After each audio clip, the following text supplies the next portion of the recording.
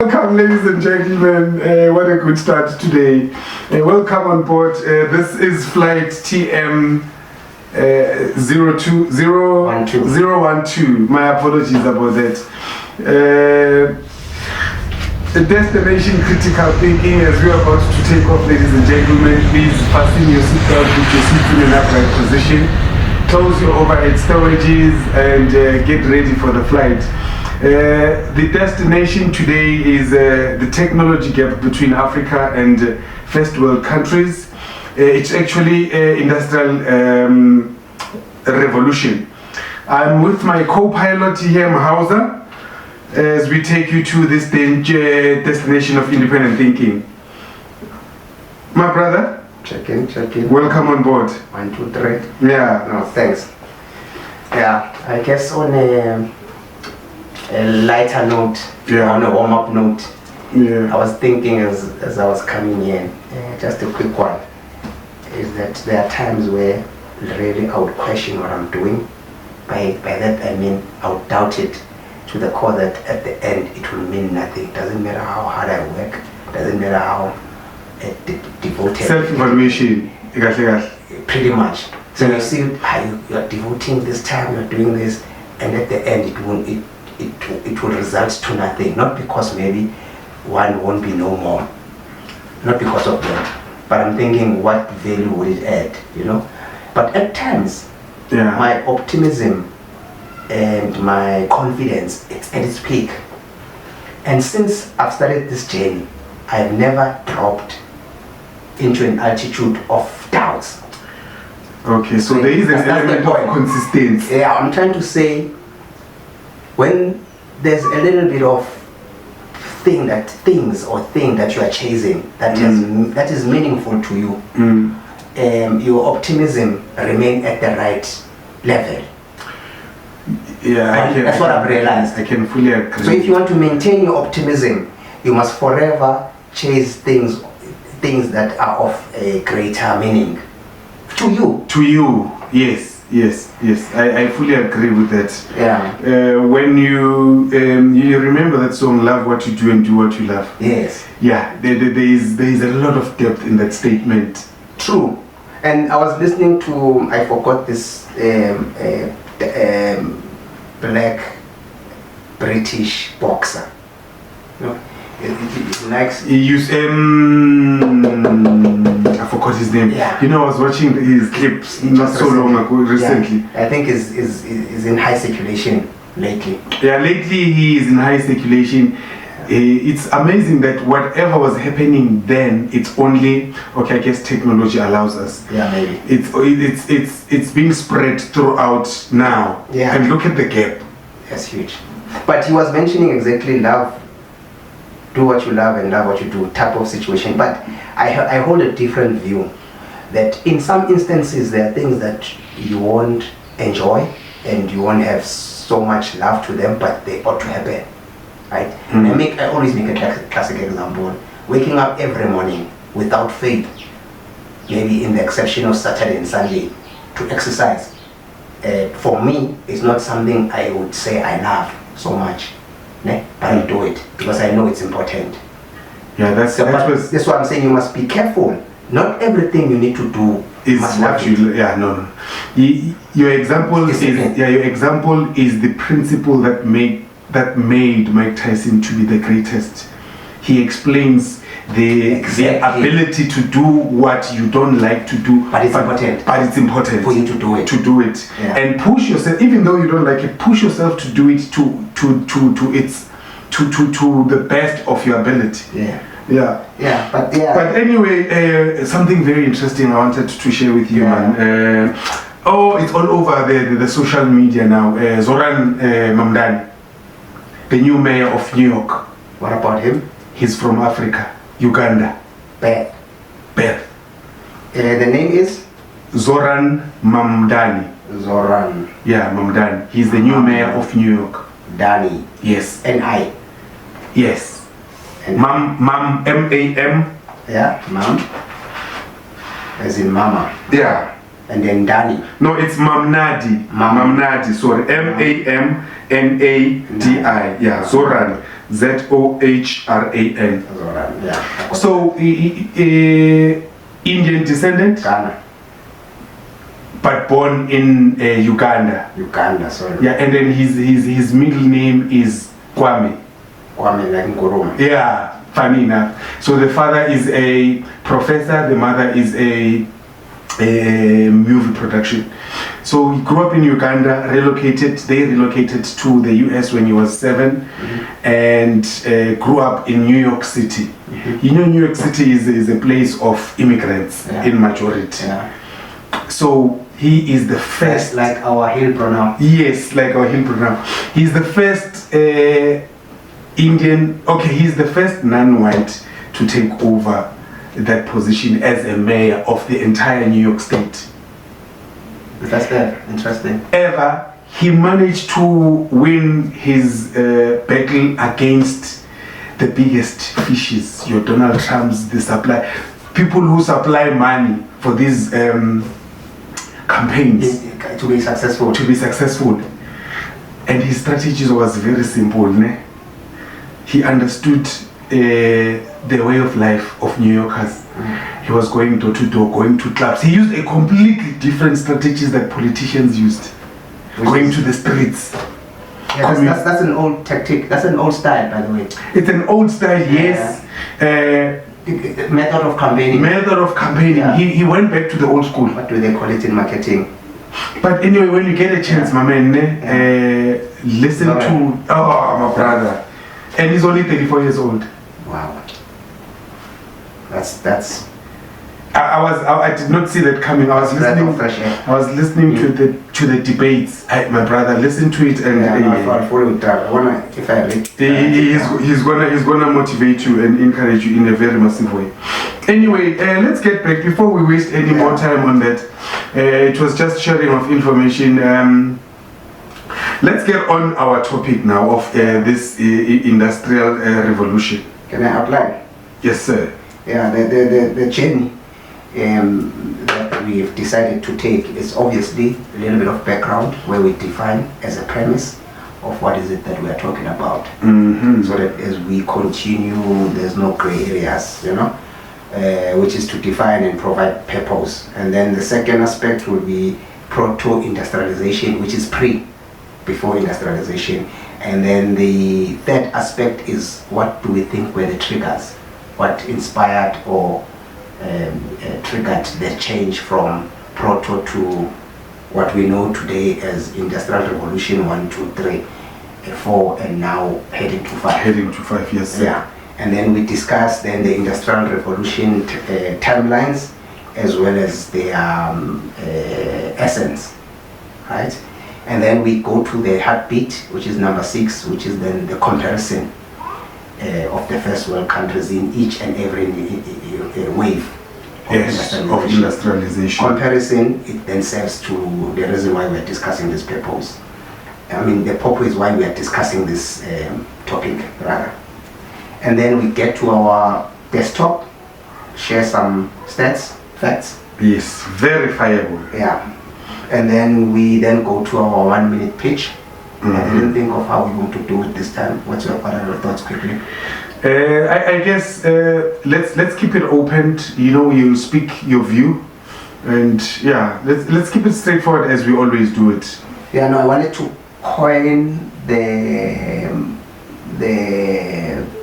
preference or the delivery, or what subject matter or aspect. Normally, you would say in favor of or against, or why do you do this, and we'll be answering those kind of questions. Yeah? Okay, can I define my 1 minute pitch as the focus will be on the which gave the first world an advantage? Okay, I already know. My 1 minute pitch is to provide reasons why, because already we know that we are going to expand on that there's a gap. Yeah. So the first world countries are way ahead of us in any wave of industrial revolution. So my 1 minute pitch is to provide reasons why I think. Okay. This backwardness. Ne? Yeah. Yeah. Okay.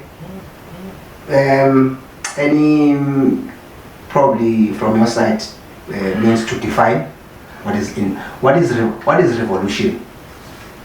A revolution is it's a way of implementing change in whatever field, whatever time, with whatever resources together. That's the triangle I look at it. But it's mainly about the initiation of change and simplifying the way of life. Simplifying, or does it have aggression in terms of transformation? Yeah, look, the revolution can be, the transformation itself can be peaceful, and you've got the non-peaceful transformation. I totally agree. Yeah. So in this context, it will be the disruption caused by innovation. Yeah, innovation does not come at peace, does not come peacefully. Yeah, that's one thing I've realized from the research and the little that I know. In across all borders, that transformation is never easy. Change is never easy. Change, and in any kind of form, change is never easy. I mean, look at let's just talk weather. The change of seasons, or it's never easy. So even the changes of nature itself are never easy. So we need to accept that change comes with some form of challenges or difficulty. Yeah, look, and in addition, what are industries, or for the word to be industrialization. So industrialization, it's a process of transforming a landscape into industries in maybe various sectors like automobile, telecoms. So it's having factories that have workers, that have owners, that have land. Who must eat? Yes. By this language, this production, for means of production. Which one? It's entrepreneurial in business language or economics. By these are means of production. It's entrepreneurial, it's land, I think it's capital. I can't remember the fourth one. But it's people of something to that effect. Skill. Okay, anyway, yeah, I forgot about it. So when you have those, then industrialization takes place. So industrial revolution is a disruptions that comes as a result of industries being developed in different sectors of economy. Yes, right? Yeah. So the term it was popularized by Arnold Toynbee. Arnold Toynbee, it's British. Yeah.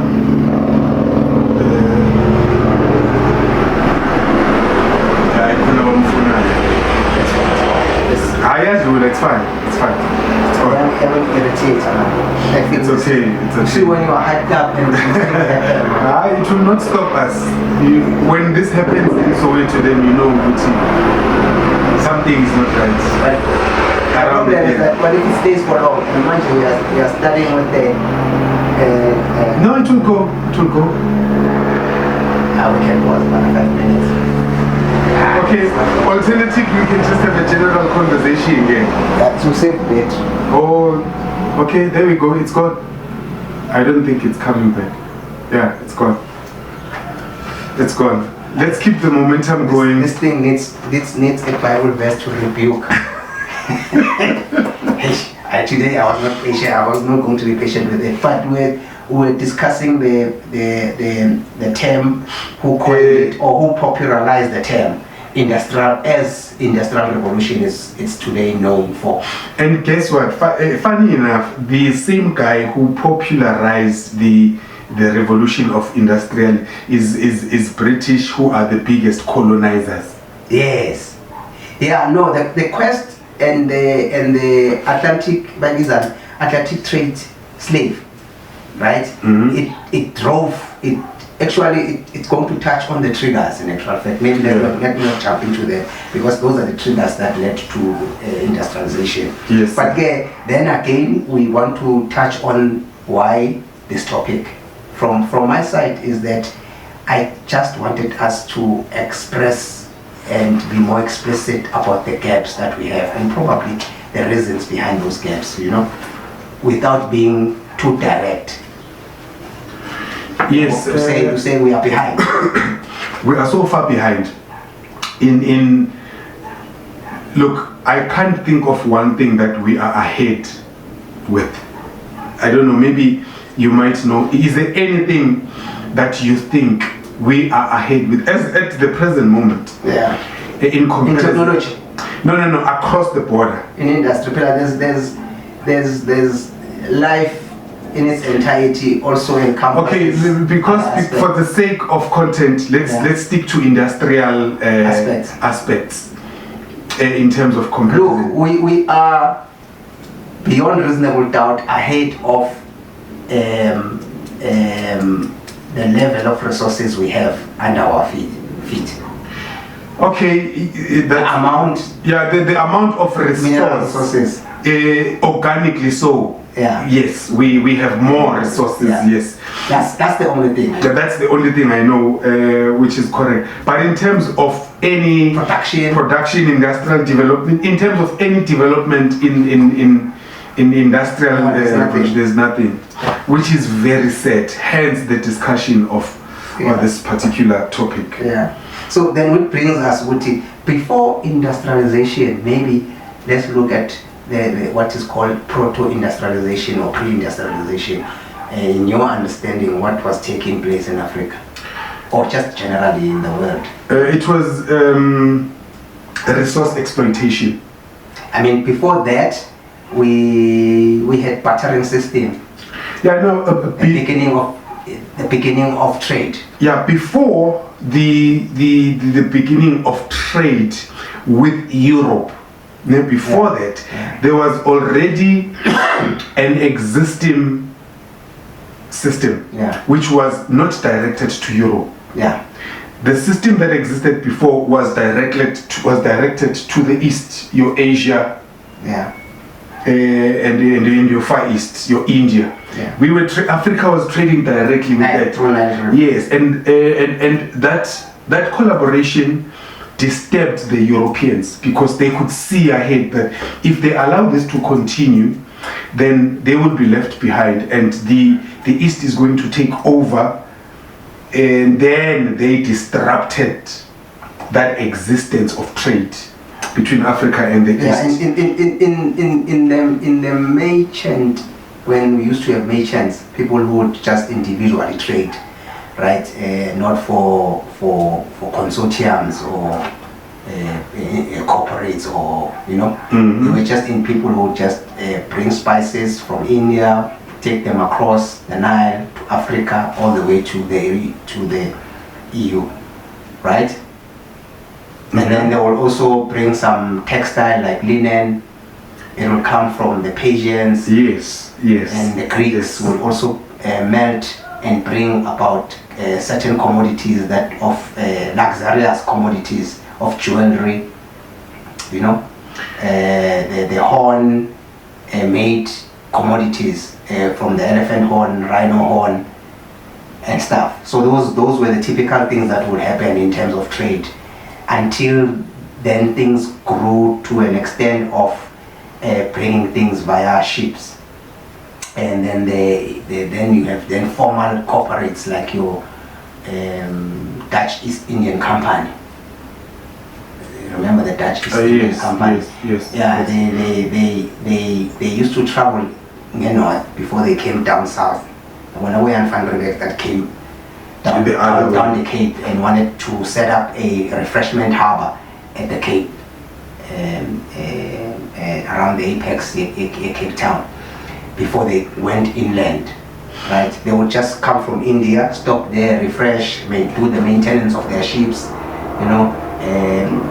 have some entertainment, and then take off. And then they started formalizing the Cape as a station. As an official stop station. Halfway stop. Yeah, so that they can tax and whatnot.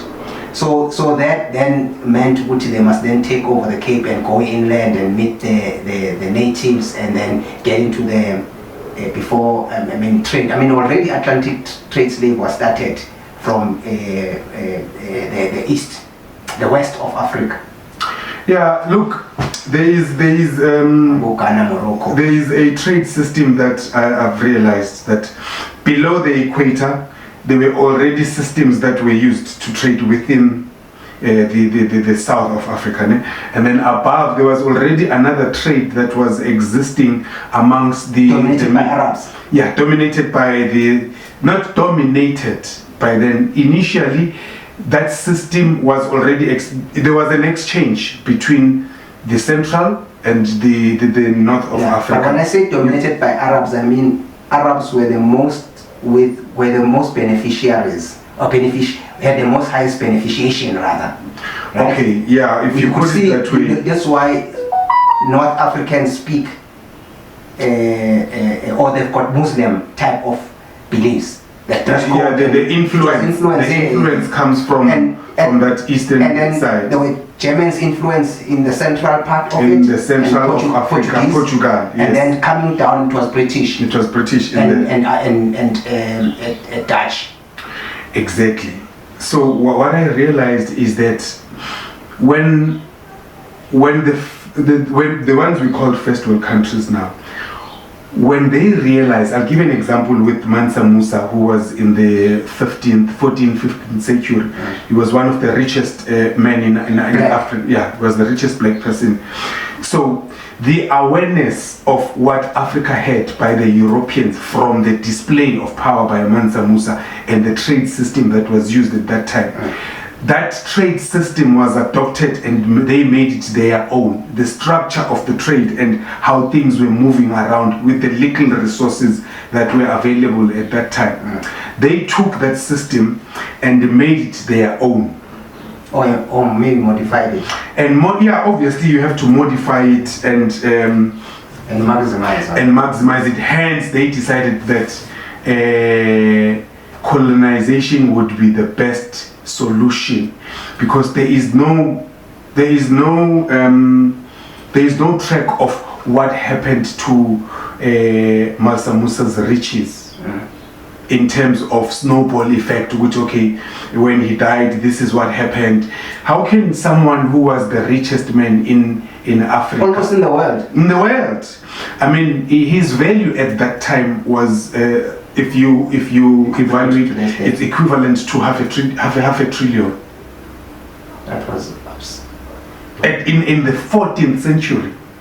You had a very, there must be something like, but anyway, anyway. So that's the typical. So this tells me, Uguti, it's staggering at its best. Fine. I mean, to put that aside, so that it doesn't become our focus. We're not focusing colonialism. Yeah, we're not focusing. So the industries. Let's talk about the civilization. Yeah. Mansa Musa lived in a particular civilization, right? And there were elements that defined the civilization. So there were trade areas. People would come into some areas where they would share or distribute their commodities, or exchange or sell from a merchant's, a small business type of situation. Yes. Before even agriculture was popular in the sense that we know it today. Yeah. People were still nomads in some areas, but there was civilization. As such, there was innovation. So there was technology, right? He built universities, educational. Yeah, he built a lot of education systems, universities, schools. He invested a lot in knowledge and education and preservation. Yes. So there was formulas and information that was used in terms of survival and trade and exchange of resources that was existing, that was stolen and improved or maximized and made it by their own by the Europeans, as I'm saying. Yeah. So moving forward, anyway, as you are saying, which let's not shift our focus. I wanted to mention that. Yeah, maybe what you are still thinking about it is that the reason why we are talking about this pre-industrialization, we want to see that what does industries meant then, right? There were no formal factories then. A blacksmith will be a guy maybe with his 1 or 2 assistants, probably family, his son. They will melt some people will be able to go and find iron ore, so they will do those small scale mining so that they can bring iron ore, sell it to the blacksmith melt it, and then shape it into a particular commodity, right? Yes. And sell it. And those that were dealing with skin, people will go hunt and sell the bear skin, sell whatever animal skin, and people will then transform it. But there was no formal factories where you say this is the factory for production of steel, for an example, pre-industrialization. So my point that I'm trying to drive is that it was in small scale driven by either merchants or family small businesses. Okay, I guess we'll do a double check, because my view is different on that, but we'll do a double check when we do our desktop. I think we were misinformed about the existence of factories. I think they were factories even way before the What would they look like? That's why I'm saying I want to be informed with my opinion. We'll double check. Let's look at the pyramids, the building of pyramids. These things were done by slaves. It was not a factory. A factory, it's got an owner, it's got 4 means of production. It's got an owner of the factory and workers, and there's remuneration. Yeah, I understand. Yeah, those are industries as we know today. Their establishment is that there must be people that come in the morning, clock in, go to lunch and clock out, and then either fortnight or monthly they get a particular remuneration. That's why there was a formation in this what we call today organized labor. Okay. Because of the industries that were built. I want to make sure I understand you well. Yeah. I don't want to lose you. I understand the existence of factories and all of that. Are you saying they existed after colonization? Yeah, it transitioned between small scale businesses. Yeah. Right? That were interconnected. You are good at mining iron ore, I am good at converting it into a commodity like a horseshoe, right? Or a sword. Yeah. For an example. And someone else is able to bring me a ship that's bartering, or bring me something else, not in terms of coin. Then I will get something else and then give them a sword. Before swords were ordered in numbers in those medieval wars. Yeah. Like you say, I want 1,000 swords. You would buy them from individuals. There were just a couple of people that were into. So the industry was not as organized as. Yeah, maybe if you want to call them that, because if we were to agree on what industries are, right? Yes, the industries are several. Maybe let me make an example. They are trades, right? And in different trades, they create industries. Okay. Right? And once they become formalized, then they've got a place, and they've got workers, and they've got owners, right? They are what we call today factories, which then build industries. Okay.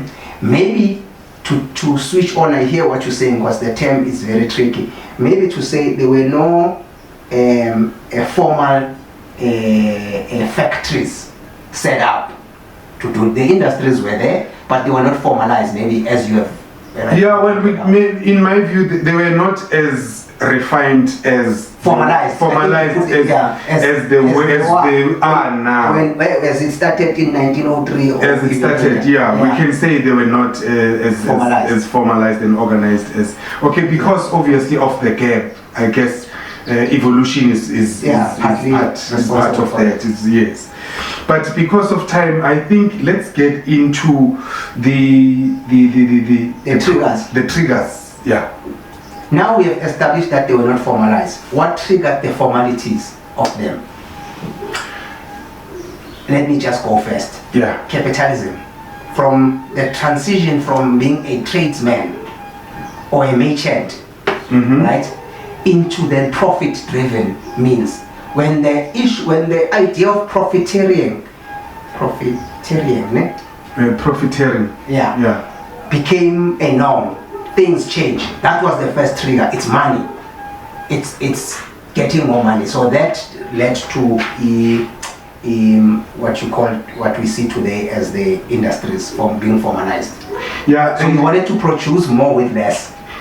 And the awareness of the existence of those resources in abundance. In abundance. To extract them. Yes, triggered. To refine them. Triggered a lot of interest. Yeah. To the first world countries. So the extraction of gold, diamond, and other mineral resources. Yes, and you remember, they had an unfair advantage. If you look at what happened to them in the early 1100s, when they were invaded also by the north of Europe, like your Scandinavians. Yeah. So they were in a better position because they understood what invasion is all about. Yeah. And their resources that they had, those minimum resources they have, were also invaded. So what's okay? Never mind. Yeah. Yeah. So they had an unfair advantage. Once you have been invaded, you have an understanding of invasion and how strategies of how to infiltrate or exploit. And what comes with invasion is spoils, as they would call it. Exactly. Which is they will call it spoils. Remember the Viking eras. Yeah. They will call it spoils, but they actually meant profits. Yeah. So it's not that they were smarter than the Africans. No, I disagree with that. No one said that. Yeah, no. When you are obsessed about any corner you get, you want to justify with these people were cruel. We know. Okay. Fair enough. Yeah, fair enough. Let's move on. Yeah. So the triggers, by and large, it's the availability of resources and the domination that came with it. Yeah, and the obsession yeah, to take to over, dominate. Dominate, yes, the obsession to dominate. And I'm saying that dominance and that obsession was triggered by gain, spoils, transition to profiteering. Yes, of course.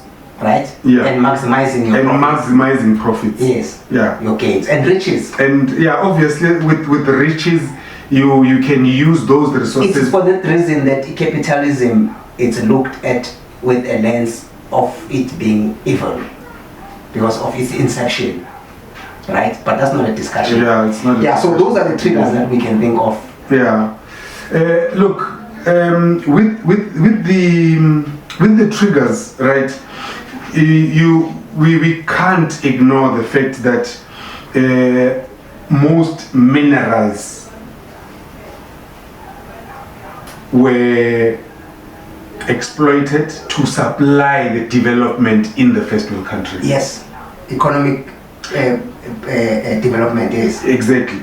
So we can comfortably say that the reason the first world countries are lit is because of the supply of the resources. To date. Yes. We want to go there to the when we get to the desktop, we'll then unpack that clearly. So probably those are for the sake of time, those are the triggers. And then let's talk Industrial Revolution 1. Industrial Revolution 1 around 1760s. Yeah, 1760s to 1840s. To we can debate the timeline, but it's just about, right? Its key innovation was steam engine. Yeah, and steel manufacturing. Yeah, I think they were aware that they need to do something about movement, convenience of goods. Logistics. Yes. They were aware that precisely. Yeah. You need to transport something. You need to transport in large quantities, yes. And in a short space of time, because their challenge was everything was available, but they had a challenge of the movement. Yeah, the movement of goods around was slow. And now they wanted to take as much as they can before it was too late. Now they have so they invested time on trying to invent and find transportation Railway came in place. Then railway came in place. Steam engines, and all the resources to produce that steel are not resources of the first world. The innovation of using water to produce power and using coal to make fire to also... The coal itself was transported. So you understand when I say the means of transportation had to be a very serious issue to be discussed, because now you want to do something but you don't have enough coal to drive the production of whatever. So therefore... So in actual fact, the effective means of producing power through steam, through engines was coal. Yes, of course, that's correct. Yeah, that's correct. So I'm trying to support. And then the second one, second industrial revolution between 1870 and 1914. That was communication now, no? Mass production. Mass production. Yeah, it was then factory line. Okay, factory line. Conveyor belts. Conveyor belts, concrete to build all these big factories. Am I correct? Steel was needed in large quantities. Mechanization. Right. Just before automation. Yeah. Yes. So it was manual. Yes. It was manual labor mostly. Yeah. But now they had to create bigger factories. Including once the issue of railway and transporting goods was addressed as first world, then you needed to produce more. And so you needed storage. Then storage, and you needed to communicate, telecoms. And you needed to communicate. The telecoms fall in the third or the second? In between. It's a transition between the second and the third. Okay. In the third is more computerized, automation and computers. Okay, so we can comfortably say in the second... And telecommunication was expanded. In the second, it was the initiation of transportation and communication. First, transportation through steam engine. The second is mass production. Mass production and communication. Yeah. And then telegram to communicate. Yes. Obviously, you needed to communicate to place orders. To place orders. and remember, most of these technologies were swallowed by or used more into the World War I and II. So World War I and II actually, in my view, came, as much as it took so many lives, it came as a blessing in disguise, because it then escalated. Look, there is a lot of truth in that statement. From research aspect, science, technology, the benefits of technology we have now, medicine, medically, the benefits of the technology we have now was initiated through World War. If you look at the automobile industry, you look at telecommunication, you look at communication. The best people in automobile are in the first world countries because of what was initiated during the world wars. So you are correct when you say as much as it took a lot of lives, I see it as a blessing in disguise. It was a blessing in disguise which benefited a certain group the most. People who were engaged in the first or the second world war, whatever you may call it, are actually dominant in technology as we speak now. They are dominant in so many fields. I mean, the transformation of the global use of technology was escalated by these World War I's and II's. Remember, because much of the planes, most of the models of the planes were refined then. In 1903, when the Wright brothers came with the concept of flying, right?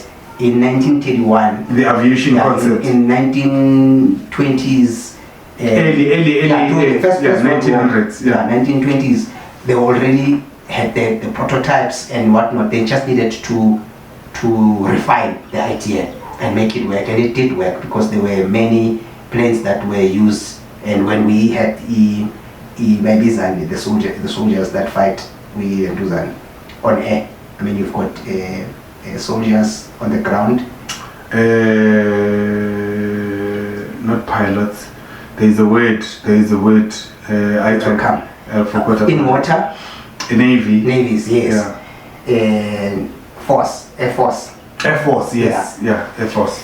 So that really pushed the second industrial revolution, World War I and II, in the 1920s and in the 1940s. Right? Yeah. Yeah. So U3 was then the expansion of telecoms, was then the introduction of computers. So already Revolution 2 had a means of communicating that was the foundation of two navies, was the foundation of a computerized means of either communication, moving from this telegram, this thing that you used to tap a lot, Yes. to radio, to using radio waves. Already second revolution started the foundation. So E3 was an escalation. It was more coming now software. 1 and 2 is hardware stuff. Yeah, Then I think U3 by is software. by the third U3, ne? Yeah. That's when they realized, with no man, we need to simplify these operations Optimize. and optimize the operation, Yeah. because you don't have to be monitoring this thing. That's how this dominance started with. These people are actually lazy. Any chance you get. Any chance I get. Mama feel. Let's simplify this. We don't want to work. There are people who will work. Yeah. We don't have. We must come up with systems to monitor these things, because look at the development of computers. The development of computers was initially a concept of managing, to be an expert in managing things. Administration. But I see, that's why you just have this thing, right?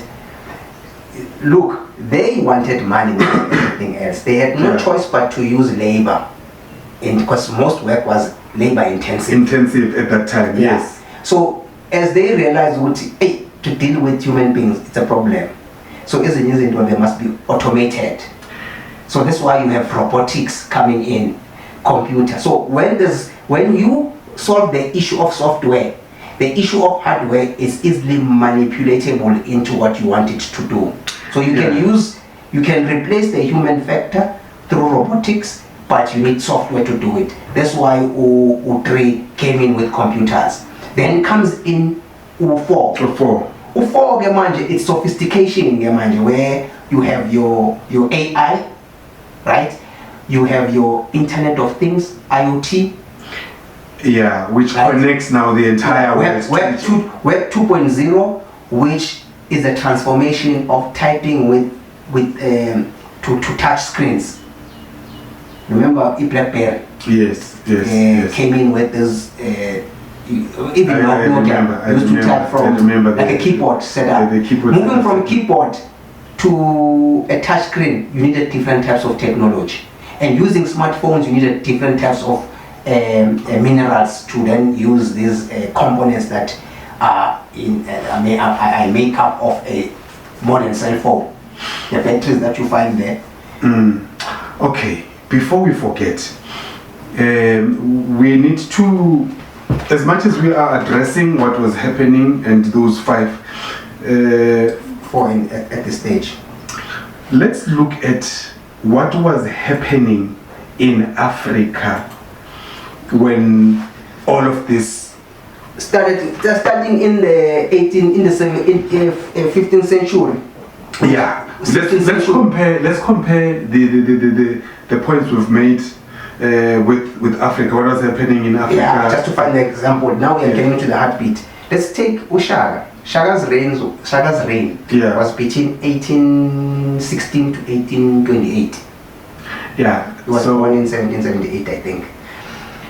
In the 17th century, right, during his time, there was first industrial revolution. Ne? Yeah. So already there were factories to produce this, as we said, engines. Now we are talking about in the first world countries. Oh, they're already there. Yeah, they're already there. Let me give you other backdrop technologies that they had. They had flashing systems.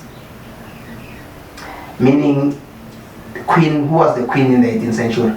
I don't remember, Victoria or but something. we can check. Yeah. Who was the queen in the 18th century? They had flushing system. They had sewer lines.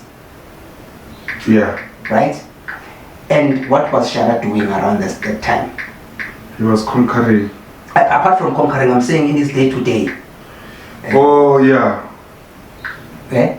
So he did not have a flushing toilet, they don't have basin. So you are trying to find out which, if Shaka were to take a decent bath, already the Roman Empire had public baths then, and elite areas where they would go and bath. Right? Fill up warm water into a tub, okay, and then also drain that water and being able to take it into an area where it would be away from the society and doesn't cause any contamination. So there was already, let's say, king. I'm listening. Yeah. So I'm just saying, comparison, like you said, Uti, in the first industrial revolution, what was Africa doing? Yeah, it was the era of King George. And in King George, yes. Yeah, King George. Yes, what was King George doing? You'd be surprised. Yeah, Guti, King George versus Shaka. Yeah. Look, the civilization was already. I wanted to go there to say, take away the industrialization, just look at it as civilization. Yeah, the first world countries were already civilized to an extent. In terms of your daily life activities, considering hygiene, movement of things, and water system, electricity. They were already ahead. Gathering food, storing food. Yeah, all of that. Having spicy food. All of that existed, and Oshara were behind because the I think what happened in Europe gave them, as I said earlier, the unfair advantage they had over the South. In the South, I think the main focus, with the little I know, the main focus was uniting nations. Shaka. No, that story of Shaka was. I hold a different argument. It's fine. Taking over. Let's bring it home. Shaka had an assegai, Mkondo, right? And it was a metal. How did they extract iron ore, and did they have blacksmiths?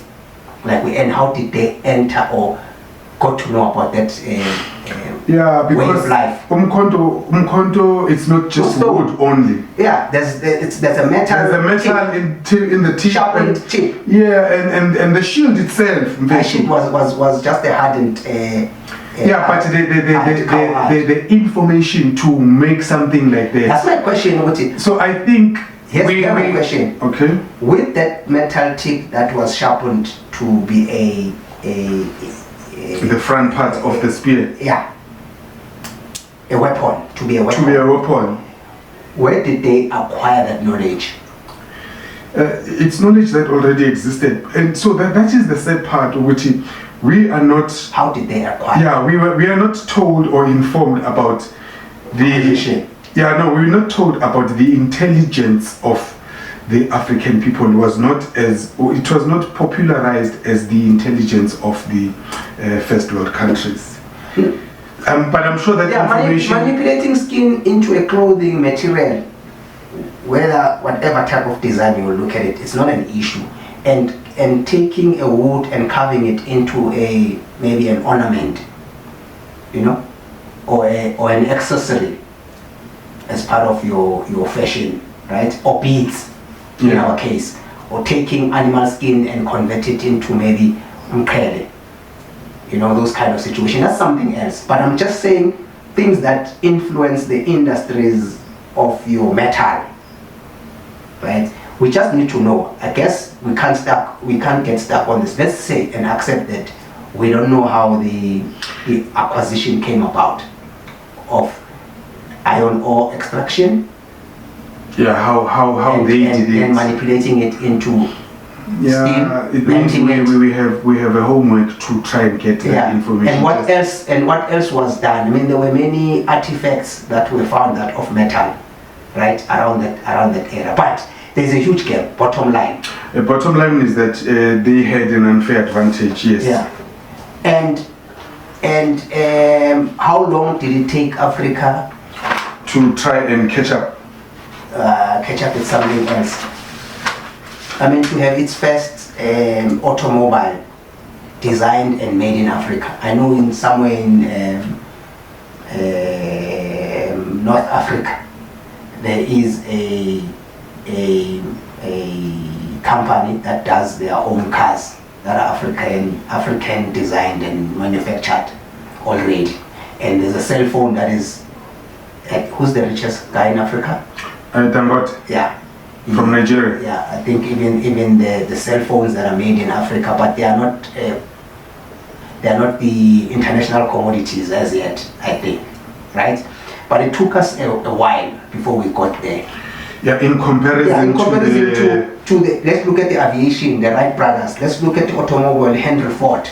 Let's look at the telecoms, Alexander Graham, right? Let's look at the power, Edison and Tesla.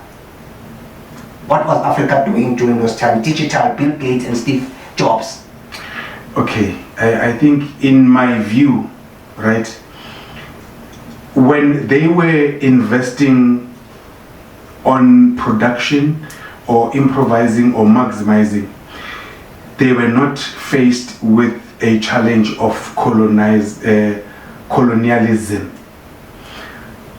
Africa was fighting sustenance or controlling their own. Take over. Yeah, managing the take. Yeah, they were focused on protecting. So it's very difficult to be in a creative mode when you are in a war mode. Not necessarily. Not necessarily, yes. Okay, I take that back. No, I take that back. Their focus was on being creative in trying to fight the colonial system. Maybe let me ask it this way. What do you think influences advanced intellect? Advanced thinking. Advanced thinking is influenced by hunger to achieve a certain goal. You can have hunger. I believe that advancement comes through information. So, and an inquest, whether you explore or research to find out. And to do that, you need institutions that will be able to harbor information, like your libraries, your schools, right? Mm-hmm. Or even writing of that information. Remember, at some point, if you have studied knowledge as a subject, you know that there's, I've said before, tacit and explicit knowledge. Africa lived with a tacit knowledge. That's why there was oral transfer of information. It was done orally. So the other races or the other countries, they had institutions to write things down, research and test them, and build about the body of knowledge. So that's the advancement. The advancement, or what then advanced intellect, it's the ability to jot down information and pass it on with being to generations. Yeah. Generations. Yeah. Okay. That's why when they used to go to war using ships, before the engine came in, they were still powering these things with wind sails. Yes, remember? of course. Yeah. And using that bucket stone compass to navigate. They already were journaling. There's a thing called journal. A captain was expected, and it was upon him as his duty to write down every detail, what they ate, what time, what weather. The reason they want to take that, the first thing is paper when it probably get ravished by the sea. The first thing they would want to see, it's the journal. I understand and I agree with that view, that they had the advantage to do all of what you're saying. I'm saying that I'm trying the advantage to them is that they had the habits of generalizing or of putting things in writing. I'm struggling to accept the reality that I know, Uguti. There was no form of documenting or order or From I think we are not informed about No, it. here's why.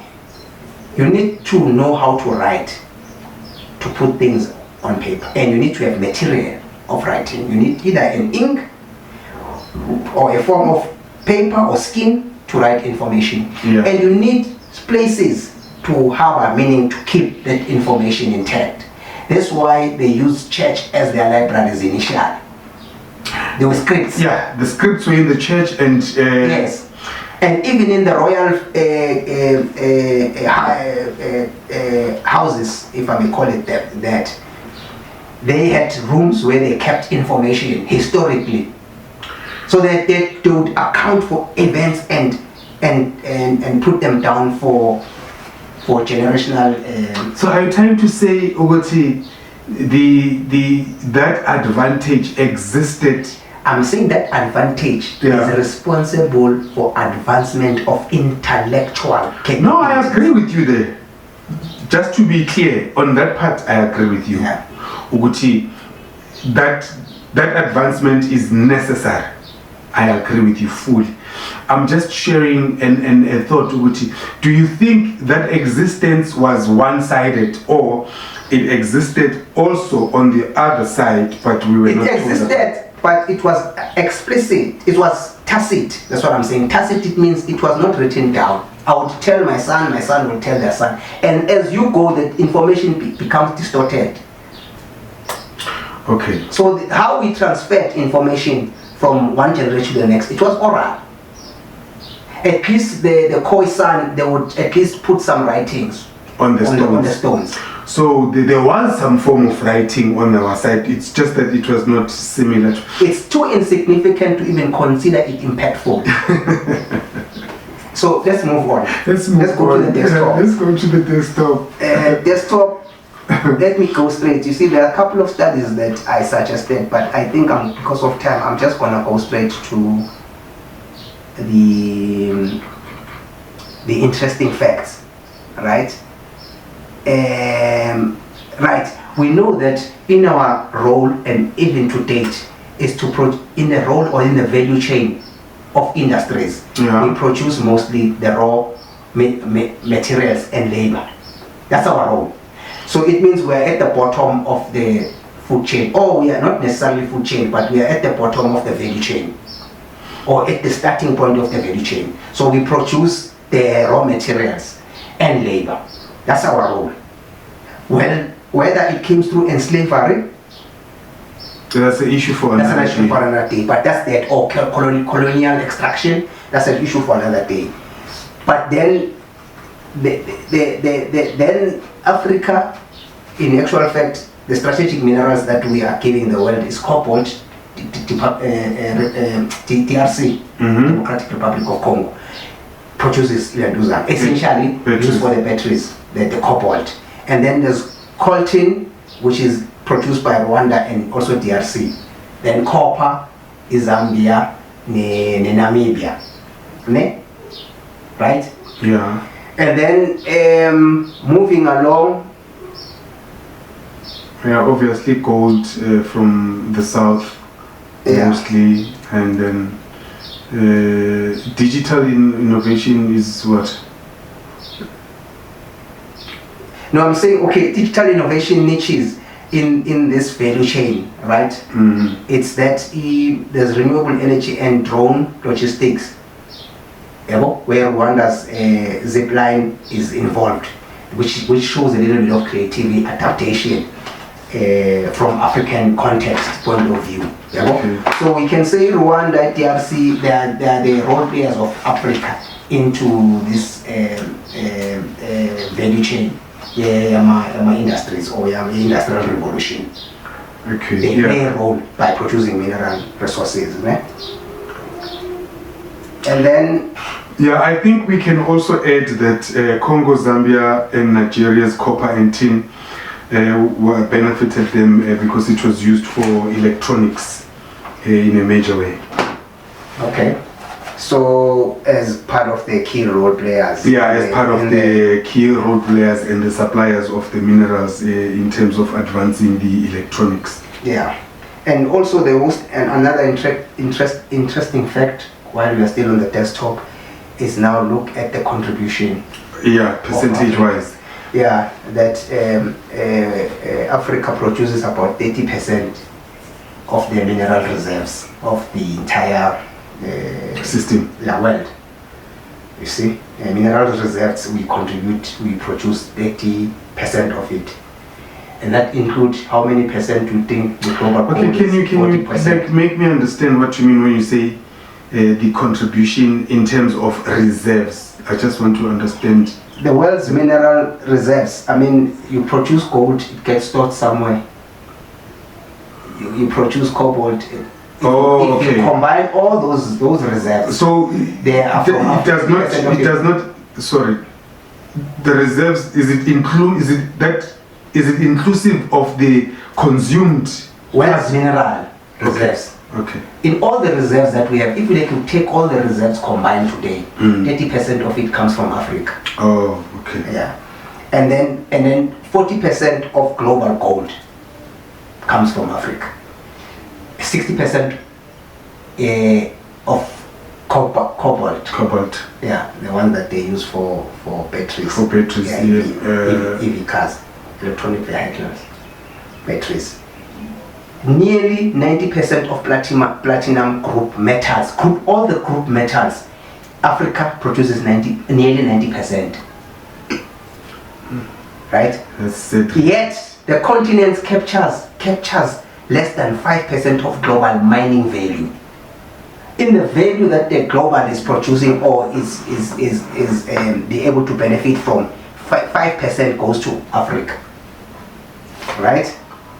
So, furthermore, the DRC Congo supplies 70% of the world's cobalt, essentially for electrical vehicle cars. Right?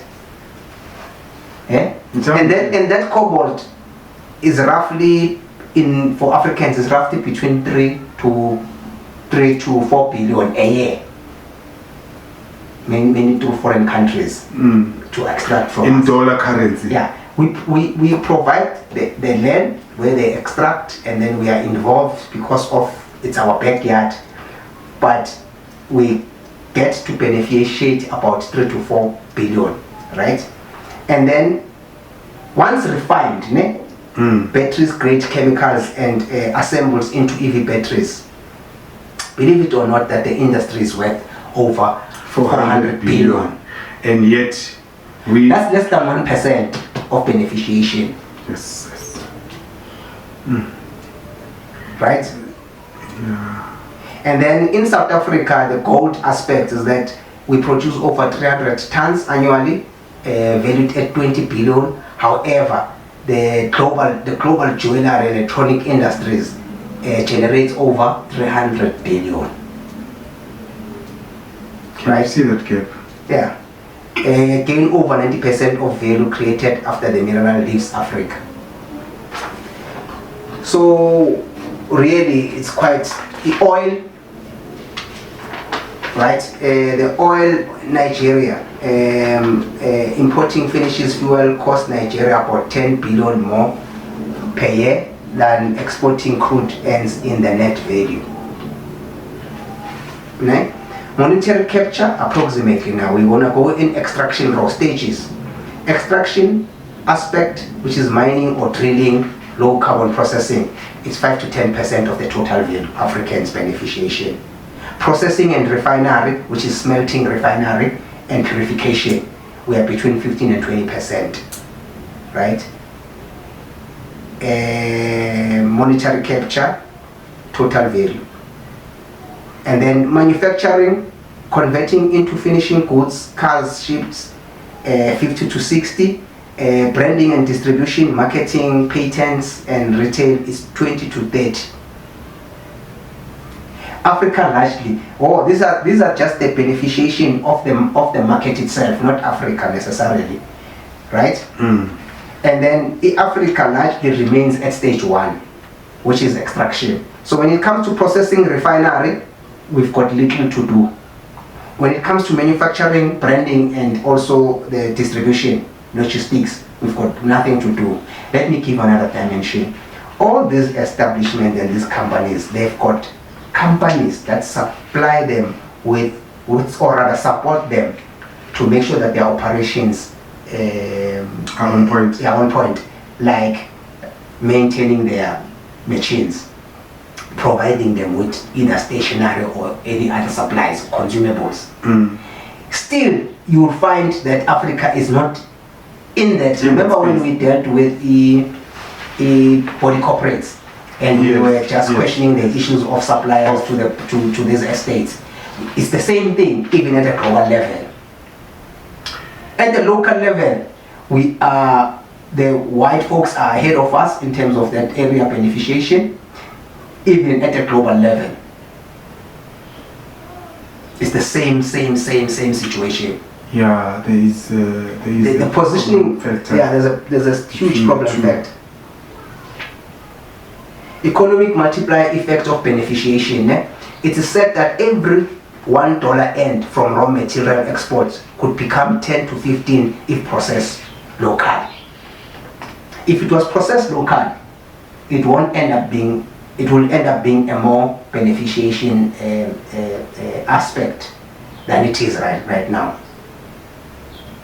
It will provide employment creation, it will provide skills, it will influence tax revenues, domestic manufacturing linkages, and number blocks in terms of whether SADC or Central or whatnot. It will, if we did have the refineries.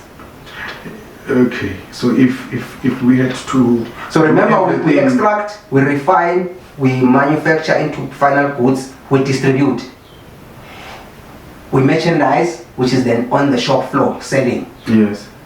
So now we end up on stage one, which is just because they cannot ignore us, because in some memorandum of agreements and some legalities, like in Botswana, the mineral resources, it's run and managed by the state. It's nationalized. So they've got very little to do other than offering machinery and other aspects or other intellect aspects to assist Botswana to extract, but at a percentage sort of shareholding basis, where Botswana will have more shareholding aspects than on those than foreign than MNEs, multinational enterprises. Okay. This reality, it does not go down well. Yeah, they say if just only we could export raw material or be in charge of it, this could also then the UNCTAD, you remember the UNCTAD that we researched the countries 40 something whatever study in 2026 estimated that full mineral beneficiation could increase African mining related GDP by 400%. But anyway, the gaps in essence are persisting is that infrastructure energy deficits.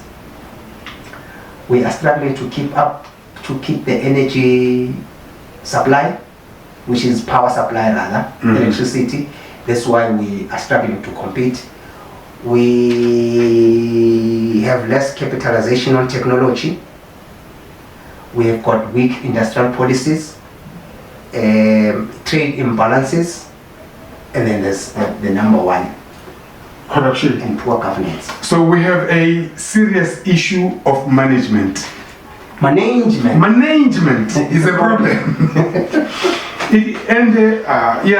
think the problem of management is a very big one. It's a huge. If you look at what the Arabs are doing with one resource and proper management, they are able to move on and fast lane and on turbocharge. And us, with so many resources, we are unable to match people with one resource. Remembering with what you are saying, that take this home, forget about any stats or numbers. Africa is estimated to contribute or to produce, if not produce, to have or supply of all the metal, platinum metal combined. We supply 90% of it. If gold alone, 60%.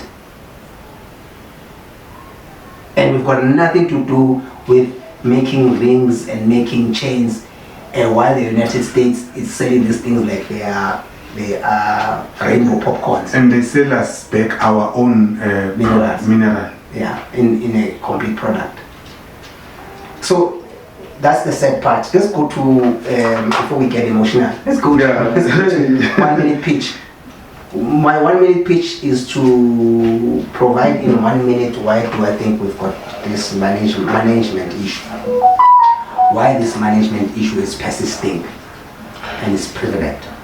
Okay, Mina, my 1 minute would be to talk sense into this breakaway from the mentality of focusing on the exploitation and colonization instead of coming up with solutions. Okay, divorcing the obsession with the past. Yes. I like the title, divorcing the obsession of the past. Yeah, we need to divorce it, definitely. Okay, so you want to go first? Yeah, while I'm still in the heat of things. Okay, 3, 2, 1, go. So, yeah, I think our obsession with the effects of colonialism and what has happened in the past is actually making things worse, because it does not give us an advantageous or a positive snowball effect to benefit from what happened before. So I think we need a change of strategy.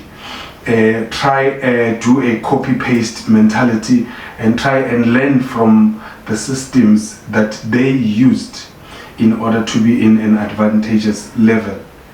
The redirection of focus is a must. We are aware of what happened. We know what needs to be done in order for us to move forward. So we need to invest more on research amongst ourselves. We need to invest more on management knowledge. We need to invest more on giving people who are learned in specific fields the ability. That's it, my friend. Yeah, you did justice. Yeah, you research. I tried research, yes. Investment into. Yeah, investment into research. Yes. That's my interest aspect that you've brought up. Okay, let me go. The reason why this gap exists and persists. The reason why this gap that we have with the first world countries persist and exist, apart from, as you said, rightfully pointed out, we need to divorce this obsession worrying about what the past did to us, is that we lack leadership. There's a leadership gap or void, right? And there's this thing called ethical leadership. Apart from it, we need a defined leadership that would help Africa transform. A leadership, you need people who are into leadership that are informed, knowledgeable, right? Educated, experienced. So you cannot really rely, it goes back to leadership styles, you cannot rely on charisma aspect, you know? So that's my problem. The problem is leadership. It starts at the top. When the head is rotten, the rest is dysfunctional. So Africa doesn't have good records of transformed or transformational leaders. Thank you.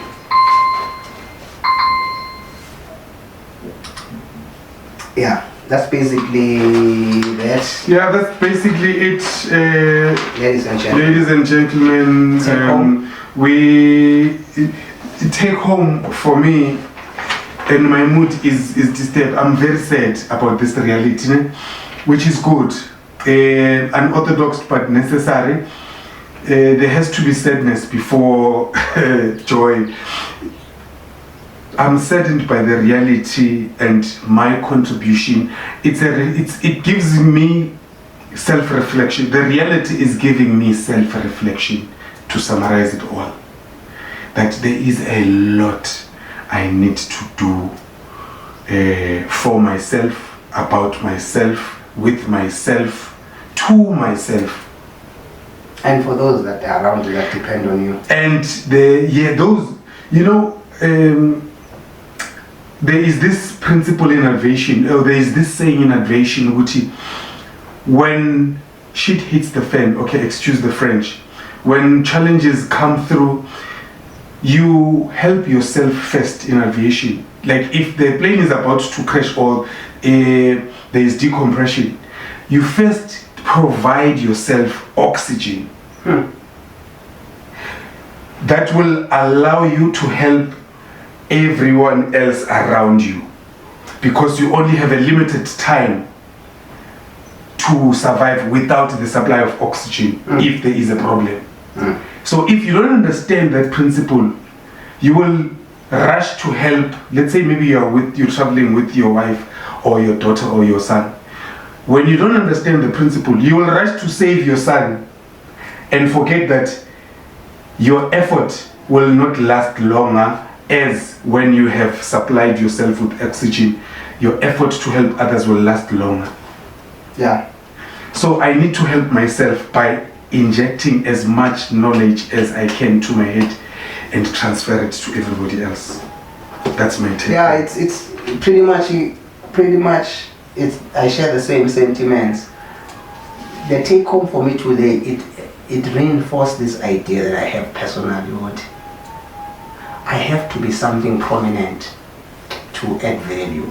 I cannot just add it to the level where I know about the problems and maybe I've got ideas, certain ideas about the solution. It reinforced this thing with, I really would like to be a mayor. I know it sounds. Yeah, no, it's a good goal to set for yourself. Yeah, it's a good one. Yeah. So that you can bring the change that you would like to see. That's it. I mean, without complicating it, I'll leave it at that. But it just reinforced this idea that I need to be something very prominent. You know, my brother, I was so inspired by the Zoran story. Zoran Mamnati. Actually, it's something that I need to go eat. It's the food that I need to feast on. Please, mamela. Uzongifonela umtshele ngayo kusho ukuthi uzokhuluma ngayo ngathi angiyazi. Nkwame, I need to know more about Nkwame. Yeah, he revolutionized and resuscitated the hunger of achieving what you don't have and using what you have to get what you don't have. Yeah. And stop making excuses about what is not available. We need to stop making excuses. Excuses will not get you anywhere. No. It will not. Yeah, no. I think I wouldn't have said it better, and I would hate to spoil it, as much as I would like to add. Yeah. But it's Ngwame's time, ladies and gentlemen. Yeah, it looks like these people are rising from their graves. Yeah, it's Ngwame's time. As we descend. As we descend, ladies and gentlemen, fasten your seatbelts, put your seats upright, close the overhead storages, and brace yourself as we are about to land on this flight TM012. Am I correct? Yes. Yeah, and then TM013, ladies and gentlemen. Can you please? I'll tell you what it's all about. It's about the disruption of channels. Let me just check. Let me just check. Yeah, we have the whole day. Trust me.